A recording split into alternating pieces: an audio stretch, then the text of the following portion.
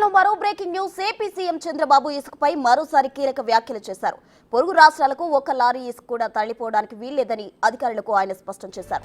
ఇసుక విషయంలో ఎక్కడైనా అక్రమాలు జరుగుతున్నట్లు తెలిస్తే మొదటి ప్రాధాన్యత అధికారులదేనని వార్నింగ్ ఇచ్చారు. తప్పులు జరిగితే ముందుగా అధికారులపైనే చర్యలుంటాయని హెచ్చరించారు.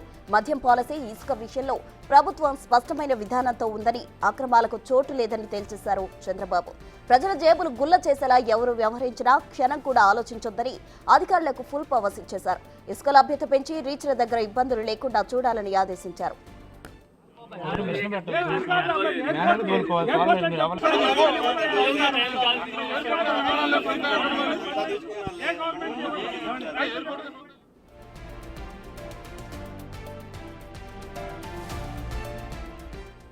ఇసుక విషయంలో చంద్రబాబు చాలా సీరియస్ గా ఉన్నారు. దీనికి కూడా కారణం లేకపోలేదు. ఇటీవల కృష్ణా, గుంటూరు జిల్లాలో ఇసుక అక్రమాలు పెరుగుతున్నాయని ఆరోపణలు వస్తున్నాయి. మొన్న జగ్గైపేట నియోజకవర్గంలో పెనుగంచిప్రోలులో ఇసుక అక్రమ రవాణాతో ఉద్రిక్తత నెలకొంది.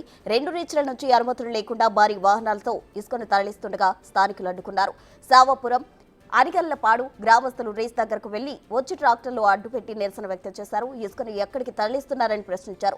విజయవాడ ఎంపీ కేశినేని చిన్ని తాలూకా అని వారు చెప్పారు. ఇక గన్నవరం విమానాశ్రయానికి ఇక్కడి నుంచి తరలిస్తున్నామని అన్నారు. అంతేకాదు అధికారికంగా అనుమతులు కూడా తమకు ఉన్నాయని గ్రామస్తులను తిరిగి బెదిరించారు. ఇలాంటివి పలు అంశాలు చంద్రబాబు దృష్టికి వెళ్లినట్లు తెలుస్తోంది. అందుకే ఆయన సీరియస్ అయ్యారని సమాచారం. ఎవరైనా సరే మీరు ఇసుక కావాలంటే పోయిన తర్వాత ఎవరైనా అడ్డం వస్తే నాకు ఒక ఫోన్ చేయండి. ఎవరైనా యాక్ట్ చేయకపోతే వాళ్ళ భరతం పడతానని కూడా మరొకసారి హెచ్చరిస్తున్నా. ఇసుక గాని ఎక్కడా గాని ఇచ్చేసి ఎసెన్షియల్ కమాడిటీ యాక్ట్ కింద పెట్టి తప్పకుండా పీడీ యాక్ట్ కింద లోపల పెట్టేస్తా ఒకరిద్దరిని. మళ్ళీ మొత్తం సెట్ అయిపోతారు. ఇక ఇసుక ఇతర రాష్ట్రాలకు తరలిస్తే అక్రమాలు జరుగుతున్నట్లు తెలిస్తే మొదటి బాధ్యత అధికారులదేనని చంద్రబాబు వార్నింగ్ ఇచ్చినట్లు తెలుస్తోంది. దీనికి సంబంధించి పూర్తి వివరాలు మా ప్రతినిధి శివ అందించేందుకు సిద్ధంగా ఉన్నారు. శివ, ప్రస్తుతం మొత్తం మీద చూసుకుంటే ఆంధ్రప్రదేశ్లో ఇసుక మాఫియా విచ్చలవిడిగా కొనసాగుతూ ఉంది. ముఖ్యమంత్రి చంద్రబాబు ఎంత చెప్పినా కానీ ఆయన క్యాబినెట్లో సహచర మంత్రులే ఈ ఇసుకకు సంబంధించి దందా వ్యవహారంలో కర్త కర్మక్రియగా వ్యవహరిస్తున్నారు. ఆంధ్రప్రదేశ్లో ఇసుక పుష్కలంగా ఉండే ప్రాంతం కృష్ణానది పరివాహక ప్రాంతం. అది ఉమ్మడి గుంటూరు, కృష్ణా జిల్లాలకు సంబంధించి. ఈ 2 జిల్లాలకు సంబంధించి ఉమ్మడి గుంటూరు జిల్లాకు సంబంధించి రాష్ట్ర రెవెన్యూ శాఖ మంత్రి అనగాని సత్యప్రసాద్ నేతృత్వంలో గుంటూరు జిల్లాలో డెల్టా ప్రాంతంతో పాటు అటు కృష్ణా జిల్లా డెల్టా ప్రాంతంలో కూడా ఆయన కనుసన్నల్లోనే కొనసాగుతూ ఉంది. రెవెన్యూ శాఖ మంత్రి ఈ రకంగా వ్యవహరిస్తే ఇంకా ఎవరికి చెప్పుకోవాలో తెలియక ప్రజలు, కార్యకర్తలు, నేతలు మదనపడుతున్నారు.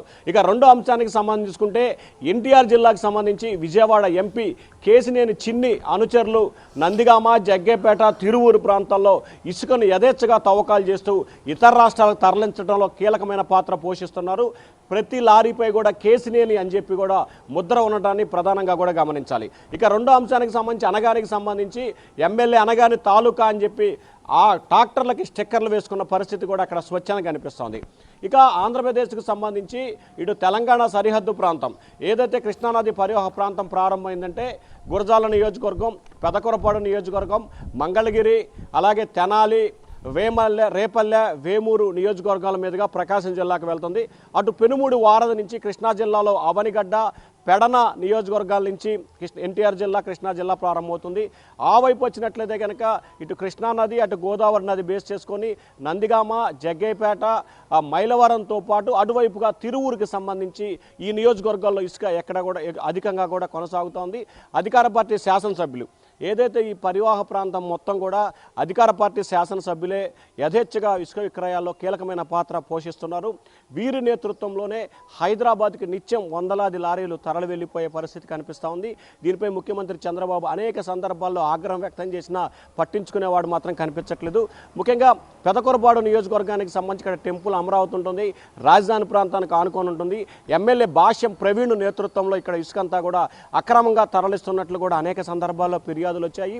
ఆయన మాత్రం తనకు సంబంధం లేదు, తన అనుచరులు చేస్తున్నారు, వారు కఠినంగా హెచ్చరికలు జారీ చేస్తున్నానని చెప్పి ఆయన చెప్తా ఉన్నారు. ఇక రెండో అంశానికి సంబంధించి కూడా ఇటీవల కాలంలో జగ్గైపేట నియోజకవర్గంలో 3 చోట్ల ఇసుక దందా వ్యవహారాలకు సంబంధించి వివాదాలు చెలరేగాయి. అక్కడ ఎంపీ కేశినేని చిన్ని, స్థానిక ఎమ్మెల్యే, కొంతమంది స్థానిక నేతల మధ్య గొడవలు, విభేదాలు కూడా చెలరేగిన పరిస్థితి కనిపించింది. అధికారాన్ని వినియోగించుకొని ఎంపీ కేశినేని చిన్ని అవతల వాళ్ళని బెదిరించి లారీలు యథేచ్ఛగా పక్క రాష్ట్రానికి తరలించినట్లు కూడా తెలుస్తూ ఉంది. దీనిపై స్థానికంగా ఉన్న కొంతమంది టీడీపీ నేతలు ముఖ్యమంత్రి చంద్రబాబుకు కూడా ఫిర్యాదు చేశారు.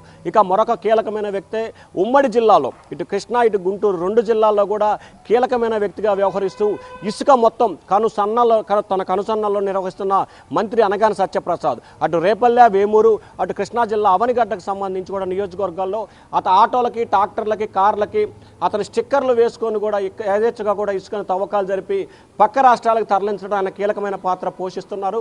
అయితే ఇటీవల ఆయన తిరుపతిలో బిగ్ టీవీ ప్రశ్నించినప్పుడు కూడా చిన్న విభేదాలు జరుగుతూ ఉంటాయి. రేపల్లెలో ఇసుక లేదని చెప్పి ఆయన ఒక విచిత్రమైన సమాధానం చెప్పారు. వాస్తవానికి ఆయన నియోజకవర్గం రేపల్లెలో 4 పైగా కూడా ఇసుక రీచులు ఉన్న పరిస్థితి కనిపిస్తూ ఉంది. అలాగే వేమూరు నియోజకవర్గానికి సంబంధించి మాజీ మంత్రి, ప్రస్తుత ఎమ్మెల్యే నక్క ఆనందబాబు సైతం కూడా ఇదే వ్యవహారంలో జోక్యం చేసుకున్నట్లు కూడా తెలుస్తోంది. ఇప్పటికే వీరందరి జాబితాని ఇంటెలిజెన్స్ అధికారులు ముఖ్యమంత్రికి చేరదీశారు. ముఖ్యమంత్రికి ఇంటెలిజెన్స్ అధికారులు ఇచ్చిన నివేదికను బేస్ చేసుకునే వీరందరికీ ముఖ్యమంత్రి హెచ్చరికలు జారీ చేసినట్టు తెలుస్తోంది. రానున్న రోజుల్లో ఇదే పద్ధతి కనుక కొనసాగిస్తే వారిపై పీడీ యాక్టులు, సొంత పార్టీ నేతలపై కూడా పీడీ యాక్టులు పెట్టేందుకు కూడా చంద్రబాబు సైతం వెనకాడని చెప్పి కూడా ఇటీవల ఒక హెచ్చరికను అయితే జారీ చేసిన పరిస్థితి కనిపిస్తుంది. ఆంధ్రప్రదేశ్ ముఖ్యమంత్రి ఎన్నిసార్లు చెప్పినప్పటికీ అధికార పార్టీ నేతలతో తీరు మాత్రం మార్పు కనిపించట్లేదు. మరి ఇంక ముఖ్యమంత్రి ఇంకా ఏ రకమైన హెచ్చరికలు, ఏ రకమైన వార్నింగులు ఇస్తారో ఇప్పటికే హెచ్చరికలు, వార్నింగులు అనేక సందర్భాల్లో ఇచ్చారు. ఇక యాక్షనే మిగిలింది. మరి మంత్రి అనగాని సత్యప్రసాద్ విషయంలో ముఖ్యమంత్రి ఏ నిర్ణయం ఉండబోతుంది, అలాగే విజయవాడ ఎంపీ కేశినేని చిన్ని విషయంలో ముఖ్యమంత్రి ఎలా స్పందిస్తారో చూడాల్సిన పరిస్థితి ఏర్పడతా ఉంది. Prasuna. Right Shiva, thank you.